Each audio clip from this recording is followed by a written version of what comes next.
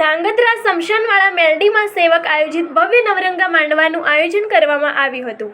ધાંગધ્રાના સ્મશાન ખાતે મેલડી માતાજીનું ભવ્ય મંદિર આવેલું છે, જ્યાં અવારનવાર આવા નાના મોટા ભવ્ય ઉત્સવની ઉજવણી થતી હોય, ત્યારે આ વર્ષે પણ ભવ્ય નવરંગના માંડવાનું આયોજન કરવામાં આવ્યું હતું। 1/12/2025ના સ્મશાન મેલડીમાં નવરંગો માંડવો નવચંડીનું ભવ્ય આયોજન થયું। માના મંદિર સાથે સ્મશાન ધામને ભવ્ય શણગારવામાં આવ્યું હતું। રસ્તાઓની રોનકને ચાર ચાંદ લાગી ગયા હતા। ભક્તિનું ઘોડાપુર ઉમટ્યું હતું। સાથે 9000થી વધુ ભક્તોએ મહાપ્રસાદનો લાભ લીધો હતો।